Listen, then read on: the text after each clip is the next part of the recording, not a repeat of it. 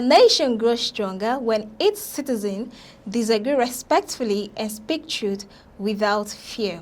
A very beautiful day to you. Hope your day is going on well.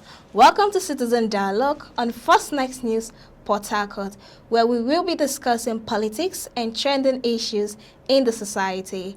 I am Cassie Tony. Joining me on set to have this conversation is Kings Ojalo. Stay back. Don't go anywhere. We will be right back.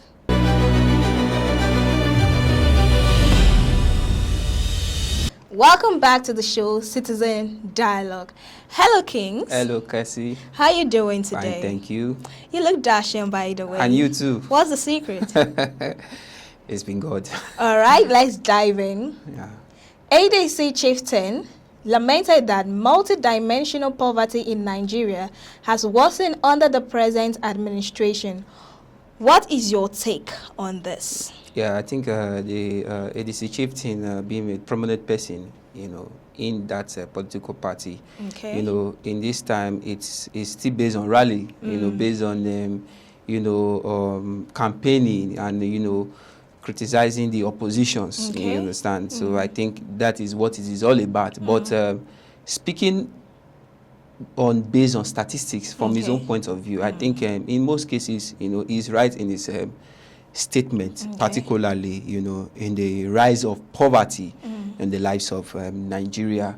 And, based on research, we also discovered that the rate at which this present administration has really, how will I put it, by their administration, related poverty to most citizens. Has really made poverty being an increased rate in Nigeria economy, is uncalled for, like I usually say. Now, based on statistics, I made my research and I discovered that statistics by the World Bank, because they are the ones that usually bring out numbers, the rate at which poverty increases in an economy and thereabout, that in order to, distribute probably funds and thereabout. Now, if you look at 2019, the average poverty rate of Nigeria as at then was affected by 81 million people. You understand? That was 2019. Wow. That was when even this present administration has not even thought of coming into presidency. Now, looking at when this administration emerged as president, yes, that was 2023. You understand? It increased to 115 million people. Yes, let me say, okay, that was the exit of the Buhari regime, the late President Buhari regime. Yes, that was the outline number. Then, moving to 2024, it's raised to 129 million people. You can see the increase instead of decreasing. You understand? Now, we are talking about this President Bola Ahmed Tinubu. Now, currently, in 2025, that was, let me say, last year, 2025, it decreased to 139. Now, look at it from 129 to 139. Now, currently, 2026 statistics, it has totally been increased to 141 million people. That is to tell you that a total of 61% to 62% of Nigerians, out of probably 100% are suffering of poverty. And what are the causes? Inflation, food rise, scarcity. You understand? It began with the so-called fuel, what do they call it? This fuel scarcity and thereabout, whereby the administration, even when he came into power, he raised, saying that he is going to raise a subsidy and thereabout. I think that was when the major problem escalated and thereabout, affecting other, aspects of economy, activities and amenities and thereabout. You understand? Which definitely will affect farmers. You understand? Those who are going to who belong to the farming sector, tell me how they sell their crops. Okay. You know, if not for the use of fuel, motorists and thereabout, you understand, they are not able to afford the actual normal price they usually buy fuel.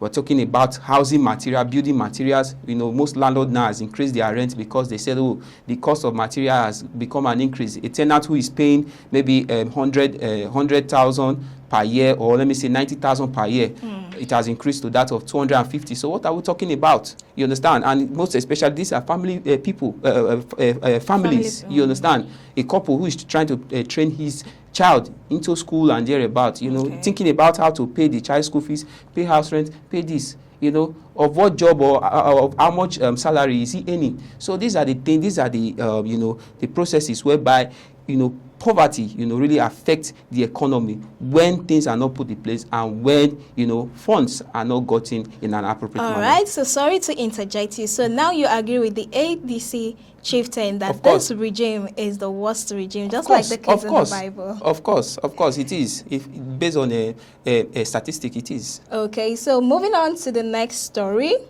Court sends 52 Edo youth to prison for protesting against kidnapping.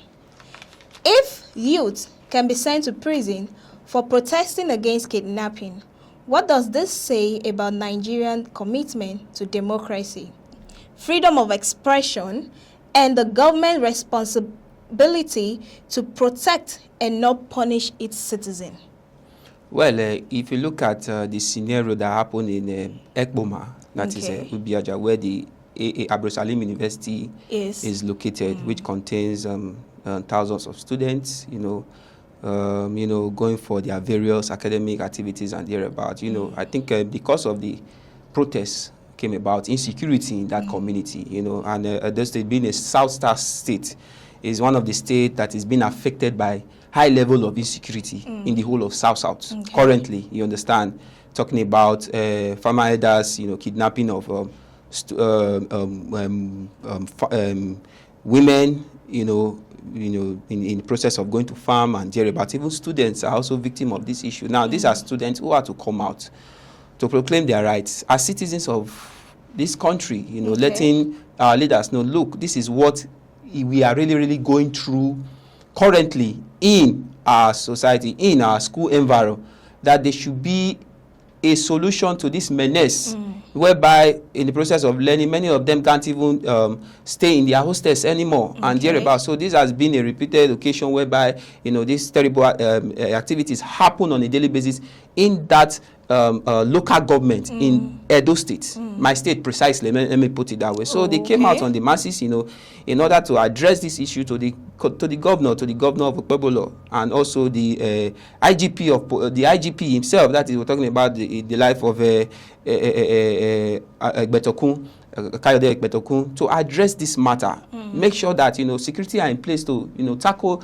the so-called kidnappers in that environment and collecting huge amount of ransom, only for the peaceful protest to be hijacked by hoodlums. Yes, I am not trying to aside the fact that, yes, what those hoodlums did was not against the law. It was indeed a biased move. It was indeed an inappropriate move by the so-called hoodlums who hijacked it. Because at first, if you watch the video very well, you discover that it was a peaceful protest, you understand. But because there was no one to address the matter, you know, initially when a protest is taken, you know, there's someone that should be either be sent from the state house, the government house, the governor house rather, to, you know, calm the protesters and, you know, give them an assurance that the matter will be addressed. But unfortunately, there was no one to respond. That was why, you know, hoodlums are, you know, it has to go to another dimension whereby they took to the streets, scatter the marketplaces, and do all sorts of menace. But it's an unfortunate thing that our security lack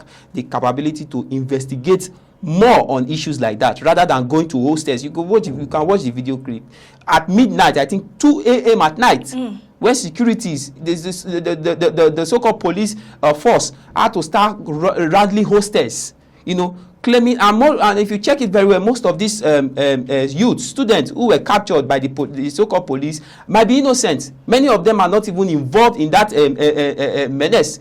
Those who are involved might have gone scot-free. Why will you just, without proper investigation, going into hostels for that matter? And if you look at it, definitely you will see that most of those people who did that, took that dirty act, were probably residents, people who are not even students in that locality, who took that act. Then just for the police to start going about hostels, breaking doors, doing all manner of things, and the worst part of it, deny parents from getting access to their own children. So it's an uncalled for. This should be, this has been a repeated, actions, terrible actions taken by the police, and it's supposed to be addressed without. It's supposed to be addressed. All right, King, sorry to interject properly by the police inspector. We'll take a short break now. When we return, we'll look at Peter Odili breaks silence, declare Fubara as political leader of Rivers State. Stay tuned.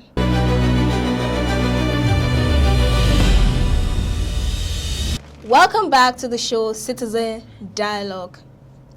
Peter Odili breaks silence, declare Fubara as political leader of Rivers State. Over to you, Kings. What does this statement mean to Rivers people? Well, it's a simple fact, by the ex-governor and who is now a statesman. Okay. You understand? I think Peter Odili has been a prominent person in the political field of Rivers State. And so though if you look at his past administration, he has really done well. I think in his own time, he also changed the face of Rivers State to the modernization which they experience in today's administration as well, you understand? So I think he's also the right person that any sitting governor should, in one or two ways, seek advice, go to him for, as a fatherly, a person to also, take one or two advice and also take one or two, you understand? Just as the statement made it, there was a statement he made where he said that the people have told him, you understand, that anywhere the state governor goes, that they are ready to follow, be it in any political system, any political party, and thereabout. Now, this is okay. So sorry, did they really mean that statement, or it's just political antics? Well, it might not necessarily be a political antics, but it might really be the fact, because looking at the administration of Governor Fubara, we can see that yes, he has really brought light into the state in most cases, despite most political rivals are trying to put a breakdown to his administration and thereabout because of one or two disagreements. You understand? But the fact that the statement has really clarified it and has really given him an assurance, definitely, I think there should be no fear anymore in the mind of the state governor. He should carry on his obligations, and also he should do more improvement in his administration, so that, you understand, the people will have confidence in him, just as they have usually do. So he should neglect every political rivals trying to break down his administration, trying to cause chaos in his administration, because looking back as a sitting governor, that is, you are not giving your people confidence to rely on you. If the confidence is driven, if there's a good driven confidence by the governor, then it shows that yes, the people, you are heading them to the promised land, just as any governor is always emphasizing on whatever campaign they may have. Okay, thank you so much, Kings, for joining us on the show. We've come to the end of the show, Citizen Dialogue, on First Next News Port Harcourt. To you, our wonderful viewers, many thanks for watching. Stay informed, stay engaged, and do have a blessed day. I am Cassie Tony. Bye for now.